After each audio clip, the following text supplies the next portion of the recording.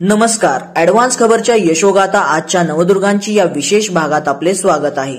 यावेळी आपण शिक्षण क्षेत्रात उल्लेखनीय कामगिरी केलेल्या दुर्गांची जीवनगाथा पाहणार आहोत।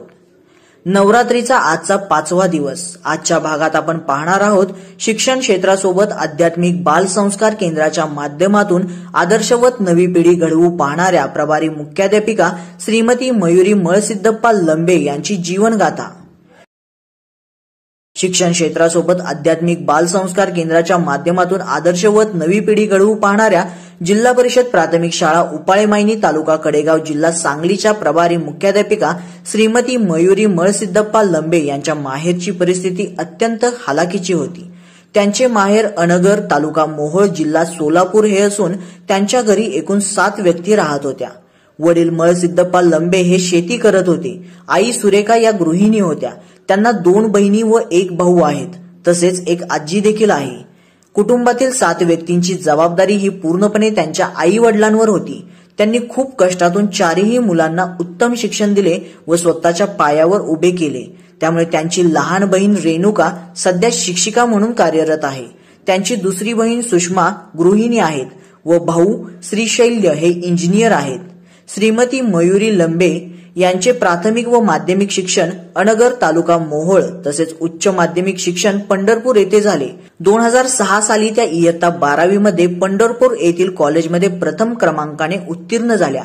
त्यांच्या डीएडचे शिक्षण त्रिमूर्ती प्रतिष्ठान घाडगे पाटील डीएड कॉलेज नेवासा तालुका नेवासा जिल्हा अहमदनगर येथे पूर्ण झाले। शिक्षण पूर्ण झाल्यानंतर त्यांचे लग्न 6 जून 2010 रोजी श्रीगोंदा जिल्हा अहमदनगर येथे राहणाऱ्या प्रवीण अशोक करांडे यांच्याशी झाले। सध्या ते एसटी महामंडळ दौंड येथे कार्यरत आहेत। त्यांचे सासरे सेवानिवृत्त पोलीस फौजदार, सासूबाई गृहिणी, दीर व्यावसायिक, जाऊबाई गृहिणी व ननंद गृहिणी आहेत। लग्न झाल्यावर एका वर्षानंतर म्हणजेच 29 सप्टेंबर 2011 रोजी शिक्षण क्षेत्रात रुजू होऊन त्यांनी वडिलांचे व स्वतःचे स्वप्न पूर्ण केले। त्या लहान असल्यापासूनच त्यांच्या वडिलांची आपल्या मुलींनी शिक्षण क्षेत्रात काम करावे अशी इच्छा होती। तसेच त्यांना देखील लहानपणापासून आपण शिक्षिका बनून ज्ञानदानाचे पवित्र कार्य करावे अशी इच्छा होती। त्यामुळे त्यांच्या कुटुंबाला त्या व त्यांची बहीण शिक्षण क्षेत्रात रुजू झाल्यावर फार आनंद झाला। त्या प्रथम जिल्हा परिषद प्राथमिक शाळा शाळगाव तालुका कडेगाव जिल्हा सांगली येथे रुजू झाल्या। त्यांनी तेथे 12 वर्षे यशस्वीपणे कार्य केले। शाळगावमध्ये काम करताना त्यांना ग्रामस्थांचे तसेच त्यांच्या सहकार्यांचे खूप सहकार्य लाभले।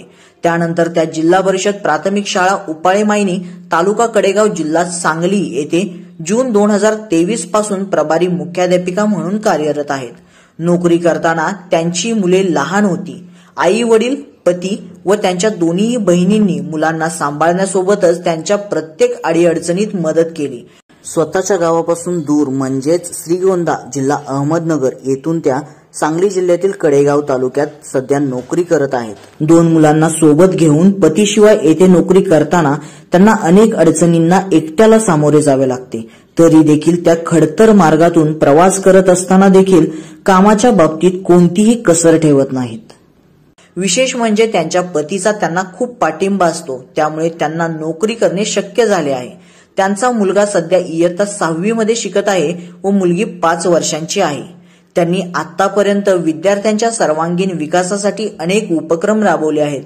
बाल बाजार भरवणे, वार्षिक स्नेह संमेलन, वनभोजन, सहल, मजेशीर खेळातून गुणवत्ता वाढ, वृक्षारोपण, आषाढी बाल वारकरी दिंडी, गोकुळाष्टमी, हादगा, खेळातून पाढे पाठांतर यासारखे अनेक उपक्रम त्यांनी आतापर्यंत राबवले आहेत।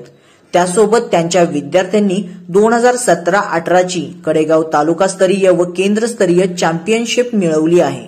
तसेच दरवर्षी किमान खो खोच्या एका संघाची जिल्हा स्तरावर निवड होते। त्यांना देखील खो खो खेळण्याची खूप आवड आहे। तसेच त्यांचे जिल्हा परिषद प्राथमिक शाळा शाळगावच्या 3 विद्यार्थ्यांची 2020 मध्ये सांगली शिक्षण गुणवत्ता शोध परीक्षेमध्ये राज्यस्तरीय निवड झाली। मंथन परीक्षेमध्ये राज्यस्तरीय 2 विद्यार्थ्यांची निवड आणि जिल्हास्तरीय 1 विद्यार्थ्याची निवड झाली। तसेच डॉक्टर पतंगराव कदम गुणवत्ता शिष्यवृत्ती परीक्षेमध्ये 2022 मध्ये इयत्ता 4थी मधील 1 विद्यार्थी जिल्ह्यात आणि 8 विद्यार्थी तालुक्यात प्रथम क्रमांकाने उत्तीर्ण झाले आहेत। आतापर्यंत त्यांनी घडवलेल्या विद्यार्थ्यांपैकी त्यांचे काही विद्यार्थी आर्मीमध्ये, काही पोलीस, काही प्रगतशील शेतकरी, काही इंजिनियर तर एक अग्निशामक दलात कार्यरत आहे. त्यांना गायनाची, वाचनाची, रांगोळी काढणे तसेच पाककलेची प्रचंड आवड आहे. त्यांना फावल्या वेळेत नवनवीन पदार्थ बनवून इतरांना खायला द्यायला खूप आवडतात. त्यांचे छंद त्या कुटुंबाच्या सहकार्याने फावल्या वेळात जोपासत असतात. त्यांची वृत्ती सहकार्याची असल्यामुळे त्या सामाजिक कार्यात देखील नेहमी सक्रिय असतात. शाळगाव तालुका कडेगाव येथे दिंडोरी प्रणीत श्री स्वामी समर्थ सेवा केंद्र सुरू करण्यासाठी त्यांनी सहकार्य केले आहे. तसेच आध्यात्मिक बाल संस्कार केंद्राच्या माध्यमातून आदर्शवत नवी पिढी घडवण्याचे कार्य त्या आज देखील करत आहेत. शैक्षणिक तसेच सामाजिक कार्याव्यतिरिक्त त्या अनेक सरकारी योजना किंवा उपक्रमात सहभागी असतात. कोरोना काळात माझे कुटुंब माझी जबाबदारी, कोरोना लसीकरण तसेच ऑनलाईन नोंद ड्युटी अशी अनेक कार्ये देखील त्यांनी पार पाडली आहेत.